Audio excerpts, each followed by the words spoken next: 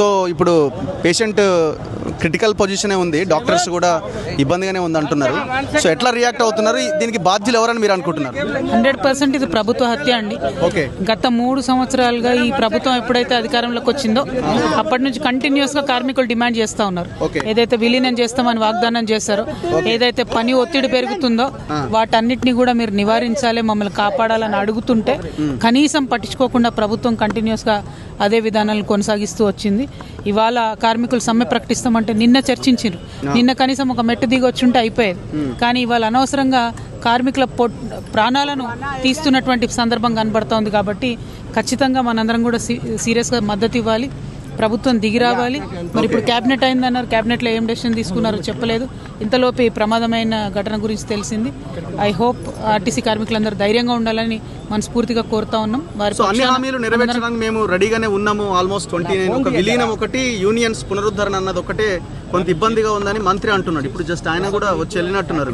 కార్మికులు అడిగింది అవి 2 కదండి, వేరే ఏం అడగలే కదా. విలీనము, అదేవిధంగా కార్మిక చట్టాలకు సంబంధించి యూనియన్స్ పునరుద్ధరణ, ఇవి 2 అడిగినారు.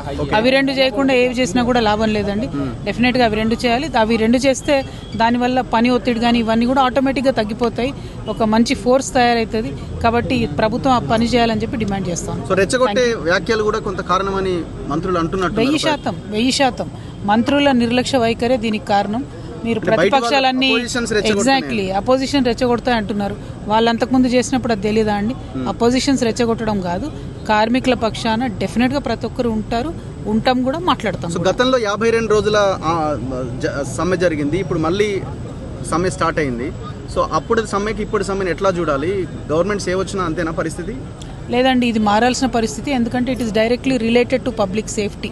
ఆర్టీసీ డ్రైవర్స్ స్ట్రెస్లో ఉంటే ఖచ్చితంగా ప్రజల ప్రాణాలకు ముప్పు ఉంటుంది. కాబట్టి ఆర్టీసీ డ్రైవర్స్, కార్మికులు వాళ్ళు సేఫ్గా ఉండాలి, వాళ్ళు కంఫర్టబుల్గా ఉండాలి.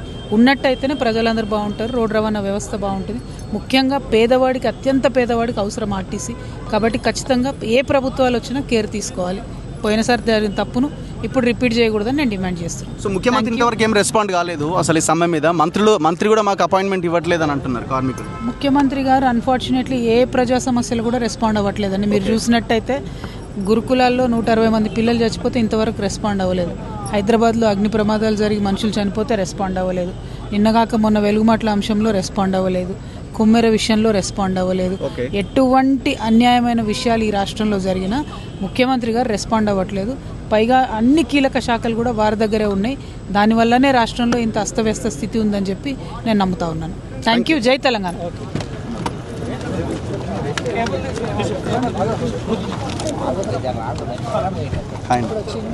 బాగున్నారు.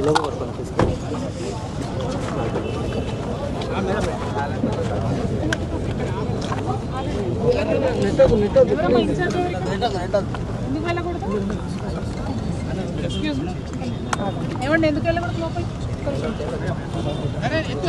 ఎవరు ఇక్కడ ఇన్ఛార్జ్? ఎవరండి? ఎందుకు అలౌ చేయట్లేదు? నమస్తే అండి. ఎందుకోసం అలౌ చేయట్లేదు కనుక్కోండి. మీరు కనుక్కోండి. ఒక్క నిమిషం ఇక్కడే ఉంటామా, గేట్ దగ్గర ఉంటాను. నేను ఎక్కడికి వెళ్ళాను? గేట్ వేసుకుంటారు కదా, ఇంకా కంగారు ఎందుకు? అరే అరే అరే అరే అరే కాకా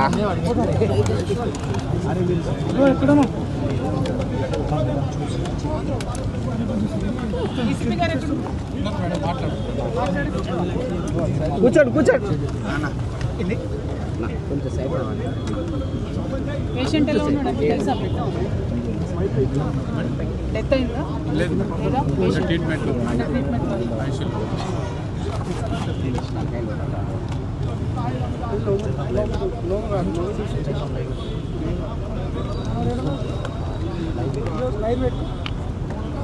మన వాళ్ళు ఇంకెవరన్నా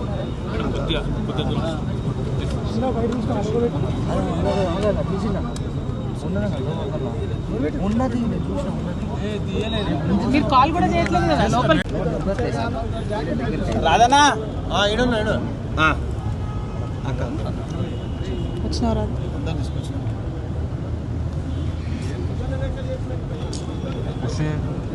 మీరు ఒక్కసారి మాట్లాడండి, కలిసి వెళ్ళిపోతాం కదా. వాళ్ళని కలవాలి కదా, ఇంపార్టెంట్ ఇష్యూ కదా. అరే ఆయనకి ఎందుకు పట్టారు ముందు పదండి లోపలికి వెళ్దాం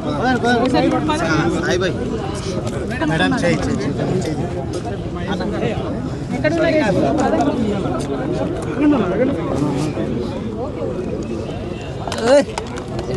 ఎక్కడ ఏసీపీ గారు ఎక్కడ అరే మా మీద పడుతున్నారు నేను పడట్లేదండి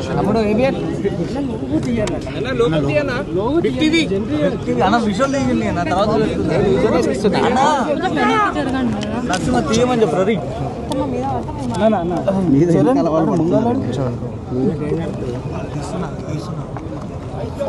జై తెలంగాణ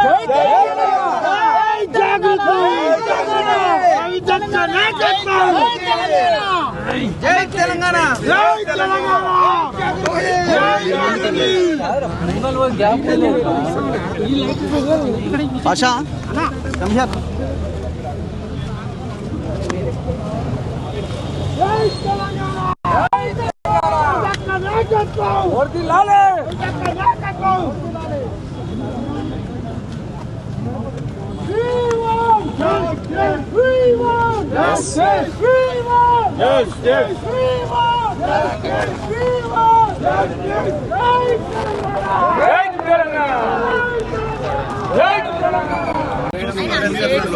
కార్మికులు భయపడుతున్నారు ఒకసారి మేము చూసి వచ్చి కాన్ఫిడెన్స్ ఇస్తే బాగుంటుంది చాలా రకాల క్లారిటీ ఆల్రెడీ మార్గ మధ్యంలో చనిపోయిన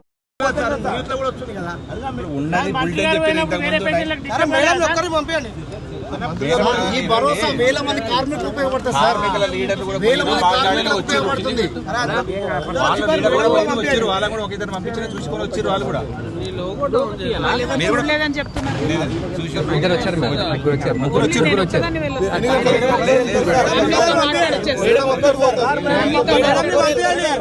ఒక్కరే వస్తారు సార్ మేము కూడా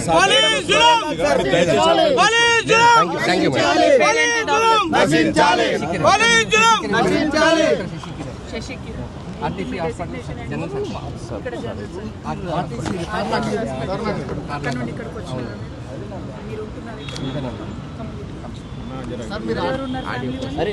వాళ్ళ సన్ వచ్చారు మేడం, వాళ్ళ సిస్టర్, డాటర్ వచ్చింది, వైఫ్, అల్లుడు అన్నారు.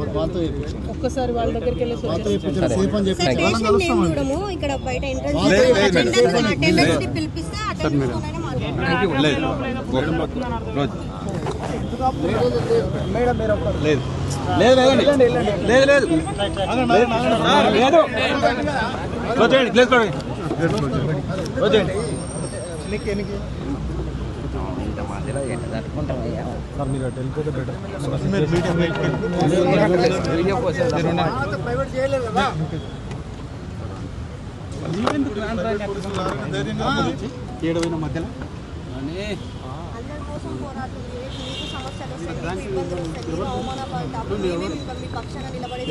తెలంగాణ జాగృతి నిలబడి మీ పక్షాన మేమే కొట్లాడతాం. వాళ్ళ ఫ్యామిలీ మెంబర్స్ని కలుస్తామని దయచేసి అవకాశం ఇవ్వాలి ప్లీజ్. ఒకసారి కనుక్కొని చెప్పండి తొందరగా.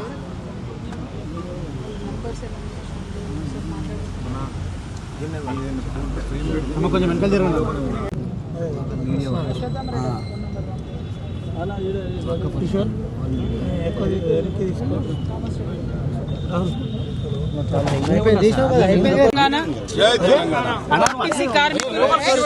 ఆర్టీసీ కార్మికులు ఏదైతే స్ట్రైక్ నోటీస్ ఇచ్చారో, స్ట్రైక్ చేస్తా ఉన్నారో, ప్రభుత్వం మరి దిగి వచ్చి వారిచ్చినటువంటి మాటలు కూడా ఇంతవరకు ఫుల్ఫిల్ చేయకపోవడంతో ఇవాళ అన్ఫార్చునేట్లీ 4 ఆర్టీసీ కార్మికులు వివిధ చోట్ల ఆత్మహత్య చేసుకునే ప్రయత్నం చేసినారు.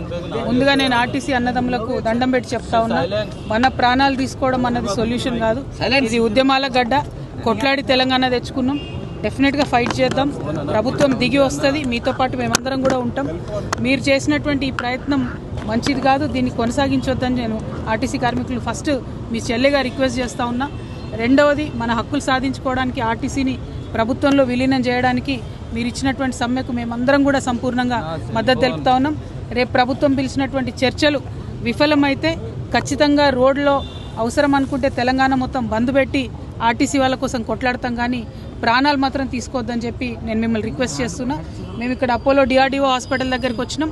ఇక్కడ కనీసం పోలీసు వాళ్ళు ఆ కార్మికుడిని చూసేటటువంటి అవకాశం మాకు ఇవ్వడం లేదు. కుటుంబ సభ్యులతో మాట్లాడతామంటే అది కూడా ఇవ్వడం లేదు. ఒక ఆర్టీసీ డాక్టర్ గారు మాత్రం బయటకు వచ్చి మరి 80% ఖాళీ ఉన్నారు, 80% ఖాళీ ఉన్నారు, ఆరోగ్యంగానే ఉన్నారు, వెంటిలేటర్ మీద ఉన్నారని చెప్తా ఉన్నారు. వారిని ఎట్లా నమ్మాలో తెలియడం లేదు.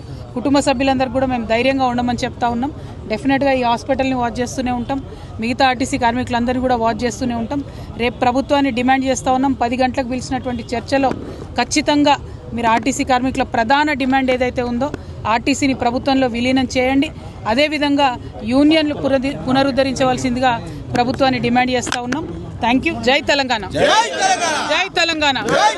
కార్మికుల ఐక్యత, కార్మికుల ఐక్యత, కార్మికుల ఐక్యత. జై తెలంగాణ. ఆర్టీసీ కార్మికుల సమస్యలు వెంటనే, ఆర్టీసీ కార్మికుల సమస్యలు వెంటనే